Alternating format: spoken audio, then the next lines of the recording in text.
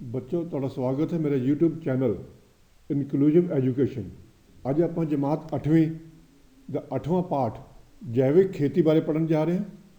ਜੇ ਹਜੇ ਤੱਕ ਤੁਸੀਂ ਚੈਨਲ ਨੂੰ ਸਬਸਕ੍ਰਾਈਬ ਨਹੀਂ ਕੀਤਾ ਤਾਂ ਚੈਨਲ ਨੂੰ ਸਬਸਕ੍ਰਾਈਬ ਕਰਕੇ ਬੈਲ ਆਈਕਨ ਦਾ ਬਟਨ ਜ਼ਰੂਰ ਦਬੋ ਤਾਂ ਜੋ ਤੁਹਾਨੂੰ ਹਰ ਪਾਠ ਦੀ ਅਤੇ ਉਸ ਦੇ ਪ੍ਰਸ਼ਨ ਉੱਤਰ ਦੀ ਨੋਟੀਫਿਕੇਸ਼ਨ ਸਮੇਂ ਸਿਰ ਮਿਲ ਸਕੇ।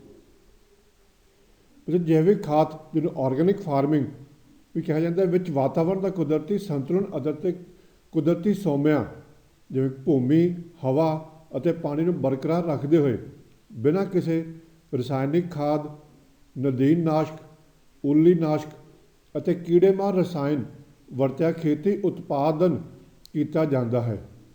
ਜੈਵਿਕ ਖੇਤੀ ਵਿੱਚ ਫਸਲ ਨੂੰ ਖੁਰਾਕ ਦੇਣ ਦੀ ਬਜਾਏ ਜ਼ਮੀਨ ਨੂੰ ਖੁਰਾਕ ਦੇਣ ਭਾਵ ਉਪਜਾਊ ਬਣਾਉਣ 'ਤੇ ਜ਼ੋਰ ਦਿੱਤਾ ਜਾਂਦਾ ਹੈ। ਪਰ ਇਸ ਦਾ ਮਤਲਬ ਇਹ ਨਹੀਂ ਕਿ ਇਹ ਖੇਤੀ ਸਾਡੀ ਹਰੀ ਕ੍ਰਾਂਤੀ ਤੋਂ ਪਹਿਲਾਂ ਵਾਲੀ ਰਵਾਇਤੀ ਖੇਤੀ ਹੋਵੇਗੀ, ਕਿਉਂਕਿ ਹੁਣ ਅਸੀਂ ਸੁਧਰੀਆਂ ਕਿਸਮਾਂ, ਖੇਤੀ ਮਸ਼ੀਨਰੀ, ਗੰਡੋਆ ਖਾਦ, ਜੈਵਿਕ ਖਾਦਾਂ ਅਤੇ ਜੈਵਿਕ ਉੱਲੀ ਨਾਸ਼ਕ ਅਤੇ ਕੀਟਨਾਸ਼ਕ ਆਦਿ ਵਰਤ ਸਕਦੇ ਹਾਂ, ਜਿਹੜੇ ਕਿ ਸਾਡੀ ਪਹਿਲੀ ਰਵਾਇਤੀ ਖੇਤੀ ਵਿੱਚ ਨਹੀਂ ਸਨ। ਜੈਵਿਕ ਖੇਤੀ ਦੇ ਕੁਝ ਮੁੱਖ ਲਾਭ ਇਸ ਤਰ੍ਹਾਂ ਹਨ: ਜ਼ਮੀਨ ਦੀ ਉਪਜਾਊ ਸ਼ਕਤੀ ਦਾ ਵਧਣਾ, ਘੱਟ ਖੇਤੀ ਖਰਚੇ, ਜੈਵਿਕ ਪੈਦਾਵਾਰ ਦੀ ਵਧੇਰੇ ਕੀਮਤ, ਟਿਕਾਊ ਖੇਤੀ, ਵੱਧ ਰੁਜ਼ਗਾਰ ਅਤੇ ਜ਼ਹਿਰੀਲੇ ਅੰਸ਼ਾਂ ਤੋਂ ਰਹਿਤ ਖਾਦ ਪਦਾਰਥ ਅਤੇ ਵਾਤਾਵਰਣ ਪ੍ਰਦੂਸ਼ਣ ਤੋਂ ਬਚਤ। ਫਿਰ ਜੈਵਿਕ ਖੇਤੀ ਦੀ ਲੋੜ ਅਤੇ ਇਸ ਦੇ ਹੇਠ ਕਿੰਨਾ ਰਕਬਾ ਆਉਂਦਾ ਹੈ। ਬੱਚੋ, ਹਰੀ ਕ੍ਰਾਂਤੀ ਦੇ ਆਉਣ ਨਾਲ ਜਿੱਥੇ ਅਨਾਜ ਦਾ ਉਤਪਾਦਨ ਵਧਿਆ, ਉੱਥੇ ਨਾਲ ਹੀ ਕੁਝ ਮੁਸ਼ਕਲਾਂ ਨੇ ਵੀ ਜਨਮ ਲਿਆ। ਰਸਾਇਣਿਕ ਖਾਦਾਂ ਅਤੇ ਕੀੜੇਮਾਰ ਜ਼ਹਿਰਾਂ ਦੀ ਲੋੜ ਤੋਂ ਵੱਧ ਵਰਤੋਂ, ਦੇਸੀ ਖਾਦ ਦੀ ਵਰਤੋਂ ਪ੍ਰਤੀ ਅਣਗਹਿਲੀ ਅਤੇ ਝੋਨੇ ਅਤੇ ਕਣਕ ਦੀ ਪਰਾਲੀ ਨੂੰ ਸਾੜਨਾ ਆਦਿ ਨੇ ਸਾਡੇ ਵਾਤਾਵਰਣ ਅਤੇ ਜ਼ਮੀਨ ਦੀ ਸਿਹਤ ਨੂੰ ਨੁਕਸਾਨ ਪਹੁੰਚਾਇਆ ਹੈ। ਹਰੀ ਕ੍ਰਾਂਤੀ ਨੇ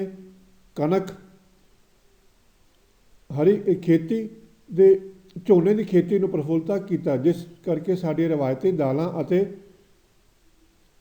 ਹਰੀ ਕ੍ਰਾਂਤੀ ਨੇ ਕਣਕ ਝੋਨੇ ਦੀ ਖੇਤੀ ਨੂੰ ਪ੍ਰਫੁੱਲਤ ਕੀਤਾ, ਜਿਸ ਕਰਕੇ ਸਾਡੀਆਂ ਰਵਾਇਤੀ ਦਾਲਾਂ ਅਤੇ ਬੀਜ ਵਾਲੀਆਂ ਫਸਲਾਂ ਹੇਠ ਰਕਬਾ ਘਟਦਾ ਗਿਆ। ਇਸ ਕਣਕ ਝੋਨੇ ਦੀ ਫਸਲੀ ਚੱਕਰ ਵਿੱਚ ਅਸੀਂ ਖੇਤੀ ਦੇ ਦੋ ਮੁੱਢਲੇ ਅਸੂਲ, ਡੂੰਘੀਆਂ ਜੜ੍ਹਾਂ ਅਤੇ ਘੱਟ ਡੂੰਘੀਆਂ ਜੜ੍ਹਾਂ ਵਾਲੀਆਂ ਫਸਲਾਂ ਅਤੇ ਫਲੀਦਾਰ ਅਤੇ ਗੈਰ ਫਲੀਦਾਰ ਫਸਲਾਂ ਦੇ ਅਦਲ ਬਦਲ ਨੂੰ ਭੁਲਾ ਦਿੱਤਾ। ਸਾਡੀ ਪੁਰਾਣੀ ਕਹਾਵਤ ਕਣਕ ਕਮਾਦੀ ਛੱਲੀਆਂ ਹੋਰ ਜੋ ਖੇਤੀ ਕੁੱਲ, ਰੂੜੀ ਬਾਝ ਨਾ ਹੁੰਦੀਆਂ ਤੂੰ ਨਾ ਜਾਏ ਭੁੱਲ ਨੂੰ ਵੀ ਅਸੀਂ ਵਿਸਾਰ ਦਿੱਤਾ। ਨਤੀਜਾ ਇਹ ਹੋਇਆ ਕਿ ਸਾਡਾ ਬੇਲੋੜਾ ਅਤੇ ਬੇਵਕਤਾ ਪਾਇਆ ਯੂਰੀਆ, ਸਿੰਚਾਈ ਅਤੇ ਮੀਂਹ ਦੇ ਪਾਣੀ ਨਾਲ ਘੁਲ ਕੇ ਸਾਡੇ ਜ਼ਮੀਨੀ ਪਾਣੀ ਵਿੱਚ ਜਾਣਾ ਸ਼ੁਰੂ ਹੋ ਗਿਆ। ਇਸੇ ਤਰ੍ਹਾਂ ਫਸਲਾਂ 'ਤੇ ਬਿਨਾਂ ਸਿਫਾਰਿਸ਼, ਲੋੜ ਤੋਂ ਵੱਧ ਮਾਤਰਾ ਅਤੇ ਬੇਵਕਤੇ ਵਰਤੀਆਂ ਖੇਤੀ ਜ਼ਹਿਰਾਂ ਦਾ ਅਸਰ ਸਾਡੇ ਖਾਦ ਪਦਾਰਥਾਂ ਵਿੱਚ ਆਉਣਾ ਸ਼ੁਰੂ ਹੋ ਗਿਆ। ਹਰ ਖਾਣ ਵਾਲੀ ਚੀਜ਼, ਦੁੱਧ, ਚੌਲ, ਕਣਕ, ਚਾਰੇ ਆਦਿ ਵਿੱਚ ਕੋਈ ਨਾ ਕੋਈ ਜ਼ਹਿਰੀਲਾ ਅੰਸ਼ ਮਿਲਣਾ ਸ਼ੁਰੂ ਹੋ ਗਿਆ। ਸਾਡੀ ਆਧੁਨਿਕ ਖੇਤੀ ਦੇ ਵਾਤਾਵਰਣ ਉੱਤੇ ਬੁਰੇ ਪ੍ਰਭਾਵਾਂ ਸੰਬੰਧੀ ਅਤੇ ਲੋਕਾਂ ਦੀ ਖਰੀਦ ਸ਼ਕਤੀ ਵਧਣ ਕਾਰਨ ਲੋਕਾਂ ਵੱਲੋਂ ਜੈਵਿਕ ਖਾਦ ਪਦਾਰਥਾਂ ਦੀ ਅਤੇ ਇਸ ਮੰਗ ਨੂੰ ਪੂਰਾ ਕਰਨ ਲਈ ਜੈਵਿਕ ਖੇਤੀ ਵੱਲ ਰੁਝਾਨ ਵਧਿਆ ਹੈ। ਚਾਹ, ਬਾਸਮਤੀ ਚੌਲ, ਮਸਾਲੇ, ਫਲ, ਸਬਜ਼ੀਆਂ, ਦਾਲਾਂ ਅਤੇ ਕਪਾਹ ਵਰਗੇ ਜੈਵਿਕ ਉਤਪਾਦਾਂ ਦੀ ਵਿਸ਼ਵ ਮੰਡੀ ਵਿੱਚ ਬਹੁਤ ਮੰਗ ਹੈ। ਅਮਰੀਕਾ, ਜਾਪਾਨ ਅਤੇ ਯੂਰਪੀ ਦੇਸ਼ ਜੈਵਿਕ ਖਾਦ ਪਦਾਰਥਾਂ ਦੀਆਂ ਵੱਡੀਆਂ ਮੰਡੀਆਂ ਹਨ। ਇਸ ਵੱਧਦੀ ਮੰਗ ਸਦਕਾ ਸਾਡੇ ਦੇਸ਼ ਵਿੱਚ ਵੀ ਜੈਵਿਕ ਖੇਤੀ ਹੇਠ ਰਕਬਾ ਵਧਿਆ ਹੈ। ਇਹ ਰਕਬਾ ਹੁਣ 47 ਲੱਖ ਹੈਕਟੇਅਰ ਹੈ। ਇਸ ਵਿੱਚੋਂ ਵਾਹਿਯੋਗ ਰਕਬਾ ਸਿਰਫ ਤੇ ਘਟਿਆਰ ਹੀ ਹੈ, ਬਾਕੀ ਜੰਗਲ ਦਾ ਰਕਬਾ ਹੈ। ਭਾਰਤ ਸਰਕਾਰ ਵੱਲੋਂ ਜੈਵਿਕ ਖੇਤੀ ਨੂੰ ਉਤਸ਼ਾਹਿਤ ਕਰਨ ਲਈ ਗਾਜ਼ੀਆਬਾਦ ਵਿੱਚ ਇੱਕ national centre for organic farming NCOF ਖੋਲ੍ਹਿਆ ਗਿਆ ਹੈ, ਜਿਸ ਦੀਆਂ ਕਈ ਖੇਤਰੀ ਸ਼ਾਖਾਵਾਂ ਹਨ। ਉੱਤਰੀ ਭਾਰਤ ਵਿੱਚ ਇਹ ਸ਼ਾਖਾ ਪੰਚਕੂਲਾ ਵਿੱਚ ਹੈ। ਜੈਵਿਕ ਮਿਆਰ, ਜੈਵਿਕ ਉਤਪਾਦ ਪੈਦਾ ਕਰਨ ਲਈ ਕੁਝ ਘੱਟੋ ਘੱਟ ਮਿਆਰ ਤੈਅ ਕੀਤੇ ਗਏ ਹਨ। ਇਹਨਾਂ ਮਿਆਰਾਂ ਦੇ ਅਨੁਸਾਰ ਪੈਦਾ ਕੀਤੇ ਉਤਪਾਦ ਹੀ ਜੈਵਿਕ ਕਹਾਉਣ ਦੇ ਹੱਕਦਾਰ ਹਨ।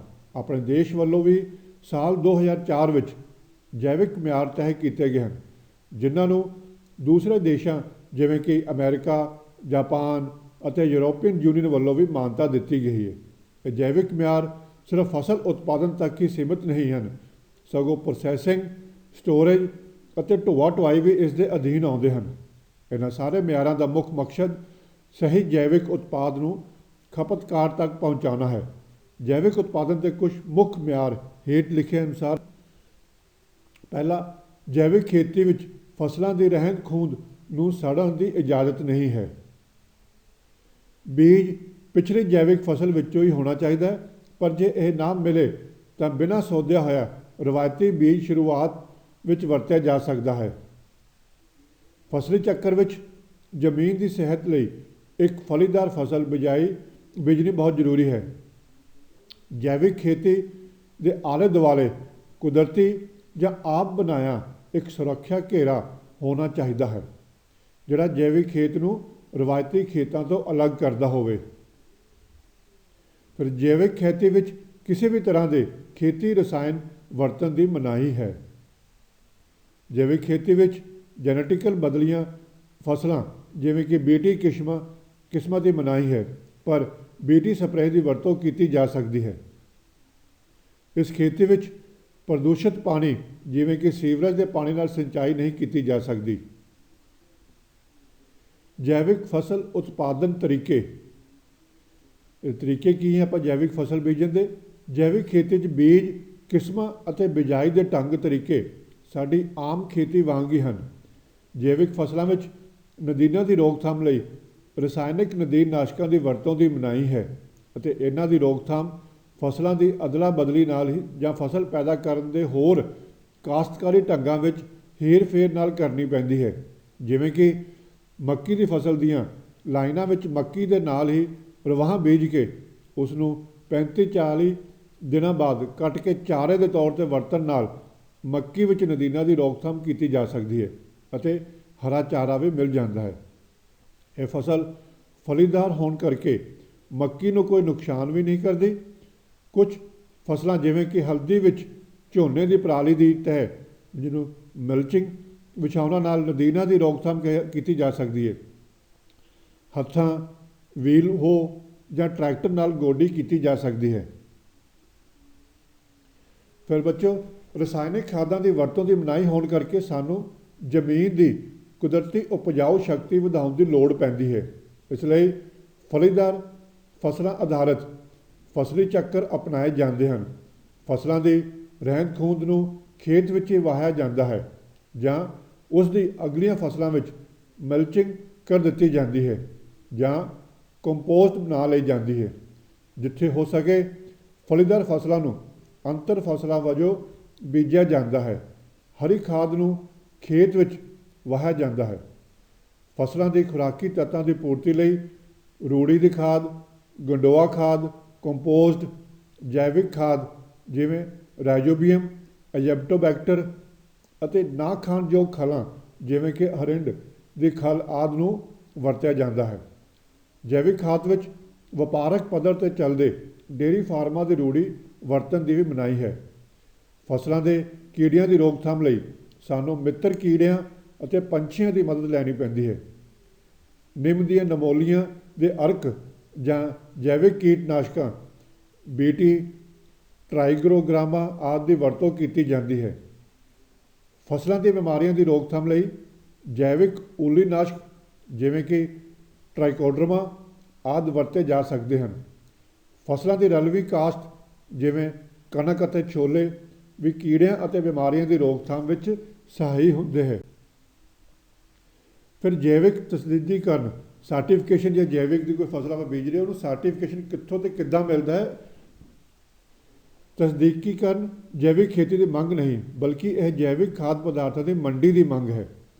ਜੇ ਅਸੀਂ ਆਪਣੀ ਘਰੇਲੂ ਵਰਤੋਂ ਲਈ ਜਾਂ ਆਪਣੇ ਜਾਣਕਾਰਾਂ ਨੂੰ ਵੇਚਣ ਲਈ ਜੈਵਿਕ ਉਤਪਾਦ ਪੈਦਾ ਕਰ ਰਹੇ ਹਾਂ ਤਾਂ ਖੇਤੀ ਤਸਦੀਕ ਕਰਵਾਏ ਜਾਣ ਦੀ ਲੋੜ ਨਹੀਂ। ਪਰ ਜੇ ਅਸੀਂ ਲੇਬਲ ਲਗਾ ਕੇ ਮੰਡੀ ਵਿੱਚ ਵੇਚਣਾ ਚਾਹੁੰਦੇ ਹਾਂ ਜਾਂ ਬਾਹਰਲੇ ਦੇਸ਼ਾਂ ਨੂੰ ਭੇਜਣਾ ਚਾਹੁੰਦੇ ਹਾਂ ਤਾਂ ਇਹ ਤਸਦੀਕੀਕਰਨ ਜ਼ਰੂਰੀ ਹੈ। ਇਸ ਵਿੱਚ ਇਹ ਗਰੰਟੀ ਦਿੱਤੀ ਜਾਂਦੀ ਹੈ ਕਿ ਜੈਵਿਕ ਉਤਪਾਦ ਨੂੰ ਜੈਵਿਕ ਮਿਆਰਾਂ ਅਨੁਸਾਰ ਹੀ ਪੈਦਾ ਕੀਤਾ ਗਿਆ ਹੈ। ਭਾਰਤ ਸਰਕਾਰ ਵੱਲੋਂ ਇਸ ਕੰਮ ਲਈ 24 ਏਜੰਸੀਆਂ ਨੂੰ ਮਾਨਤਾ ਦਿੱਤੀ ਹੈ। ਤਸਦੀਕੀਕਰਨ ਲਈ ਕਿਸਾਨਾਂ ਨੂੰ ਆਪਣਾ ਫਾਰਮ ਇਹਨਾਂ ਤਸਦੀਕੀਕਰਨ ਕੰਪਨੀ ਵਿੱਚੋਂ ਕਿਸੇ ਇੱਕ ਕੋਲ ਰਜਿਸਟਰ ਕਰਵਾਉਣਾ ਪੈਂਦਾ ਹੈ। ਕੰਪਨੀ ਦੇ ਨਿਰੀਖਕ ਕਿਸਾਨ ਦੇ ਫਾਰਮ ਦਾ ਅਕਸਰ ਨਿਰੀਖਣ ਕਰਦੇ ਰਹਿੰਦੇ ਹਨ ਅਤੇ ਵੇਖਦੇ ਹਨ ਕਿ ਕਿਸਾਨ ਵੱਲੋਂ ਆਪਣੇ ਫਾਰਮ 'ਤੇ ਫਸਲਾਂ ਪੈਦਾ ਕਰਨ ਲਈ ਜੈਵਿਕ ਮਿਆਰਾਂ ਦਾ ਪਾਲਣ ਕੀਤਾ ਜਾ ਰਿਹਾ ਹੈ ਜਾਂ ਨਹੀਂ। ਇਸ ਨਿਰੀਖਣ ਤੋਂ ਬਾਅਦ ਹੀ ਪੈਦਾਵਾਰ ਨੂੰ ਜੈਵਿਕ ਕਰਾਰ ਦਿੱਤਾ ਜਾਂਦਾ ਹੈ। ਕੰਪਨੀ ਨਾਲ ਰਜਿਸਟਰ ਹੋਣ ਅਤੇ ਜੈਵਿਕ ਮਿਆਰਾਂ ਦੇ 2 ਸਾਲ ਪਾਲਣ ਕਰਨ ਤੋਂ ਬਾਅਦ ਖੇਤ ਵਿੱਚ ਬੀਜੀ ਫਸਲ ਦੀ ਪੈਦਾਵਾਰ ਨੂੰ ਜੈਵਿਕ ਕਰਾਰ ਦਿੱਤਾ ਜਾਂਦਾ ਹੈ।